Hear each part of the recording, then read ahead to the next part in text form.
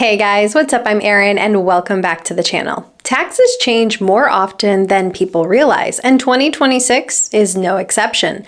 The IRS just released new tax tables and a higher standard deduction, and it will directly shape how much you owe next April. On the surface, it looks like a win. Wider tax brackets, bigger deductions, and more room to breathe in your budget. But there's a catch most people overlook. The formula used to calculate these adjustments has quietly shifted in recent years, and that means relief may not be as generous as it first appears. In this video, we're going to break down the new 2026 tax brackets, the standard deduction, as well as the new bonus senior deduction, as well as the types of incomes that are still completely tax-free. And then I'll show you how your tax bill just might be nudged higher, even if your income has only kept pace with inflation. Your tax bracket isn't just a line on a chart. It determines how much of each additional dollar you actually keep. Even small changes to these thresholds can cost families hundreds, if not thousands of dollars a year, and that's why it's so important to understand the 2026 tables and the fine print behind them so you can manage your money in a tax-efficient way. Let's start with the brand new inflation-adjusted federal income tax brackets for 2026. And remember, these apply to income earned in 2026 and will be used when you file your taxes in early 2027. For 2026, the IRS kept the same 7 tax brackets, from 10% all the way up to 37%. But the income ranges have all shifted higher to reflect inflation. Notice how the brackets are wider this year. For example, the 12% bracket for married couples now stretches all the way up to just over $100,000, giving families a bit more breathing room. Here's an important reminder. These are marginal tax brackets, so you don't pay your top rate on your entire income. Rather, you pay each rate on the portion of income that falls in that bracket. So if you're in the 22% bracket, it doesn't mean that 22% of your paycheck goes directly to the IRS. Only the dollars that are above that threshold are taxed at a rate of 22%. Earlier income dollars are taxed at 10 or 12%. Now let's talk about the standard deduction, because this is where the 2026 updates really move the needle. Across the board, the standard deductions in 2026 have all increased. For those married and filing jointly, the standard deduction is $32,200. For single filers, it's $16,100, and for heads of household, it's $24,150. Let's walk through an example of a couple who's married and filing jointly with a gross income of $150,000. First, we subtract out the standard deduction. This leaves them with a taxable income of $117,800. Then we apply the 2026 tax brackets for those married and filing jointly. Part of their income is taxed at 10%, another portion at 12%, and their uppermost marginal tax bracket is the 22% bracket. We add all of those pieces together, and they have a total federal income tax bill of $15,340. So what does all of this mean? Well, in this situation, the effective tax rate is basically the average rate across all of your income. In this example, with a total federal tax bill of just over $15,000 on a $150,000 income, that tells us that our effective tax rate is just over 10%. Now, if we compare that to the marginal tax rate, the rate applied to your next dollars of income, in this situation, that was 22% because their highest or last dollars fell in the 22% bracket. That's really the key point I want to drive home here. Just because you fall into the 22% bracket does not mean that your entire $150,000 income is taxed at 22%. It's only the dollars in this situation that fall above $100,800 that get taxed at 22%. The earlier dollars are either taxed at 10% or 12%.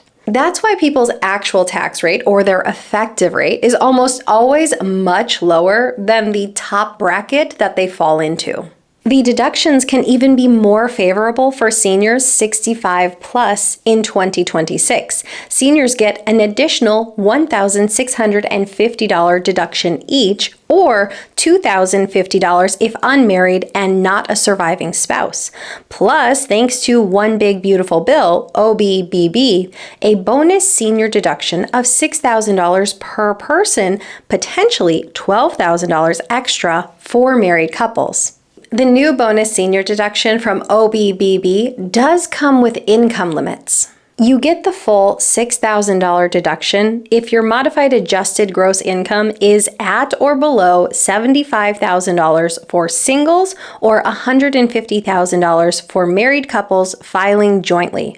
Once you're above those levels, the deduction starts to phase out. And by the time you hit $175,000 for singles or $250,000 for joint, the bonus is completely gone. And I know there has been some confusion as to whether this deduction is tied to adjusted gross income or modified adjusted gross income. But we finally have clarification directly from the IRS. It's based on modified adjusted gross income. And one more thing to keep in mind, this provision is temporary. It's only in effect for the tax years 2025 through 2028 unless Congress decides to extend it. Add this together with the regular standard deduction, and a senior couple where both individuals are 65 plus could see deductions of $47,500 before they pay $1 in federal income taxes. Now, if only one spouse is 65 or older, only that spouse qualifies for the additional deductions. If there's a younger spouse, they wouldn't qualify until they hit the specified ages. And remember, the additional bonus deduction tied to OBBB has income limits. So if your income is beyond those thresholds, you would phase out or lose that deduction entirely. Let's do another example. Here we have a married couple filing jointly, same income as before, $150,000, but the difference here is that both individuals are 65 or older. And for the sake of simplicity, we're going to assume that both individuals in this couple are not yet claiming Social Security. That way we don't have to deal with provisional income, and we're going to keep things as simple and as clean as possible. So we have a gross income of $150,000. This couple would qualify for the standard deduction, the age 65 add-on deduction, which is $1,650 per person. So in this case, $3,300, and the full OBBB senior bonus deduction, $6,000 per person or $12,000 total. Total deductions for this couple, $47,500. So after the deductions, their total taxable income is $102,500. We apply the 2026 tax brackets, we add up those numbers, and their total federal tax bill is $11,974. Let's compare those two tax bills. Both are married couples filing jointly with an income of $150,000. For the couple under the age of 65, their total federal tax bill is just over $15,000. For the couple, both members age 65 or older, their total federal tax bill is just under $12,000. That's a difference of nearly $3,400 simply because of age and the new OBBB bonus deduction. So for seniors, that additional deduction is incredibly valuable. It can lower your income enough to perhaps keep you in a lower bracket and potentially save you thousands of dollars. And one more very important clarification, the new bonus senior deduction is not in any way tied to Social Security. It is strictly based on age and income. It doesn't matter whether you're claiming Social Security or not.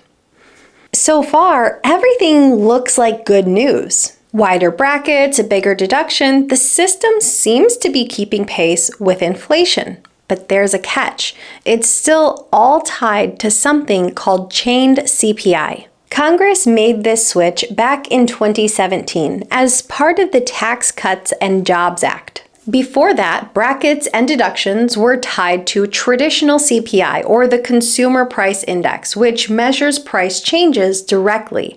But chained CPI works differently. It assumes that when prices increase, consumers adjust their behavior. For example, if steak gets too expensive, it assumes you might switch to chicken. And because of this substitution effect, chained CPI makes inflation look smaller on paper than what families might actually experience within their budget. And here's the real-world effect. Because these brackets and the deductions are tied to chained CPI, they increase more slowly than the actual cost of living. That creates a quiet tax hike, also called bracket creep. And over time, that means more of your income gets nudged into a higher bracket, even if your income is only keeping pace with inflation, not increasing your purchasing power.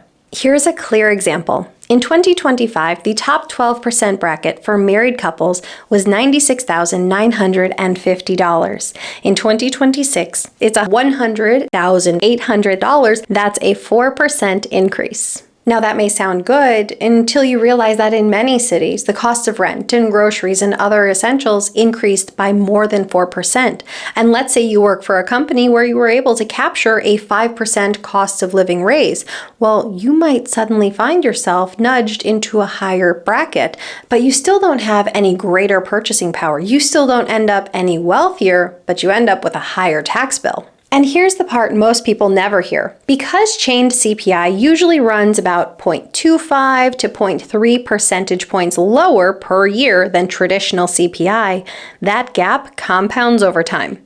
Over the past 8 or 9 years, which is how long we've been living under the new system, we find that our brackets are about 2 to 3% lower than what they would have otherwise been if we had remained chained to traditional CPI. To put it simply, if the tax code had stuck with the old measure, the top 12% bracket in 2026 might have been closer to $103,000 or even $104,000 instead of where it sits today. And remember, this would affect every single bracket, not just the 12% bracket. So over time, more and more dollars get pushed into a higher tax bracket, and then you end up paying hundreds, if not thousands more in taxes and in a higher bracket. That's why this small but technical change has a big impact. It doesn't make headlines, it doesn't show up as a new higher tax rate, but over time, chained CPI slowly does pull more money out of taxpayers' pockets. That's why I want to remind people that yes, your tax rate matters, but so too does the formula behind it, because as we've seen, this small technical change can reshape your tax bill without you ever facing a higher tax rate. So how do the 2026 brackets actually compare to what we've seen in the past? Well, first, the structure is the same. We still have the familiar 7 brackets: 10%, 12%, 22%, 24%, 32%, 35%, and 37%. No new brackets were added, none were taken away, and the rates themselves haven't changed. The adjustments you're seeing are inflation-driven. Every year, the IRS bumps up these thresholds to account for a rising cost of living. For 2026, most brackets widened by about 3 to 4%, and that's pretty much in line with what we'd expect with today's chained CPI system. In years where inflation was much higher, like in 2022 or 2023, we saw larger percentage increases, but 2026, we have a more moderate increase to reflect lower inflation. The key difference is since 2017, it's not the number of brackets that changed, it's the formula. Instead of using traditional CPI, we're using that chained CPI, so each year's inflation bump is a little bit more modest than it would otherwise be. So ultimately, our brackets are a couple percentage points narrower than they would have otherwise been if we had stuck with traditional CPI. But the real twist isn't in the brackets at all. It's in the deductions. OBBB was passed in 2025, and that gave a bump to the standard deductions, and seniors see a temporary bonus deduction layered on top. So that's where you'll see the biggest difference in 2026 compared to other years. Now let's cover some good news. Not every income source you bring in gets taxed. There are several income streams that are completely tax-free from federal income taxes. First and foremost, financial gifts. You can receive up to $19,000 per person in 2026. That's unchanged from 2025, or $38,000 if married and both you and your spouse each give $19,000. And this is all without triggering any gift taxes. And a key here to hold on to is that the recipient never faces any sort of tax bill, no matter what the amount. Next, inheritances. If you receive cash, property, or other assets from someone who has passed away, That inheritance is not taxable to you at the federal level. You don't report it like you do your wages or your taxable withdrawals in retirement. That being said, there are two important caveats. Number one, federal estate tax. Very large estates can owe estate tax before assets are passed down. But the current exemption is so high, projected to be around $15 million per person in 2026, that it really only affects a small fraction of families.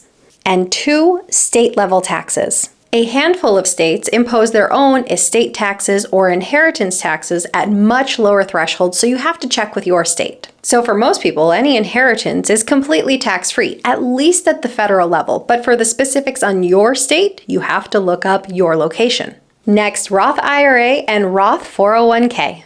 If you're 59 and a half and your account has been open for at least 5 years, then those qualified withdrawals are completely tax-free. Employer benefits. Employer-paid health insurance, up to $50,000 in group term life insurance, and HSA contributions are all tax-exempt. Social Security. Social Security remains partially taxable. It depends on your income, and up to 85% of your Social Security benefits can still be taxed at the federal level. So despite headlines we've seen and despite the passing of OBBB, the taxation of Social Security was not changed at all. Life insurance death benefits. These payouts to beneficiaries are generally tax-free. Municipal bond interest. This is exempt from federal taxes, but how it's treated on the state level does vary, so check with your state. Other new OBBB provisions, this is brand new, up to $25,000 in qualified tips and $12,500 in overtime pay can now be deducted from taxable income, though the benefit does phase out for higher earners. Alimony payments. Now this is a special case, and it does depend on when the divorce agreement was finalized. For divorces finalized on or before December 31st of 2018, alimony is taxable to the recipient and deductible to the payer. For divorces finalized on or after January 1st, 2019, the rules flipped. Alimony is no longer taxable to the recipient, and it's not deductible to the payer. And here's the nuance. If an older divorce was later modified post-2018, the new non-taxable rules can apply, but only if it opts in to the new rules. And keep in mind, state rules do differ, so always check your specific situation. And that's why this list matters, because tax planning isn't just about chasing deductions, it's also knowing about which types of income the IRS doesn't even see as taxable. So for 2026, the tax brackets are wider and the standard deduction is bigger, with the biggest boost going to seniors age 65 and up. But keep in mind that chained CPI is still at work, and slowly but surely over time, a greater share of your income is going to be taxed at higher rates. And remember, your tax strategy is a lifelong strategy. You want to do what you can to not only reduce your taxes today, but reduce them over the course of your entire life. So what are your thoughts on these shifts in deductions and tax brackets? Leave them in a comment down below. I post new videos every single week. If you got anything at all out of this one, please give it a like. If you're new here, please consider subscribing, or if you know of someone who might get something out of this type of content, please consider sharing. I'll see you soon. Bye. With groceries, utilities, gas, groceries. I think I said groceries twice, but we do eat a lot, right? Now that might sound really good. Oh geez, it's getting even darker.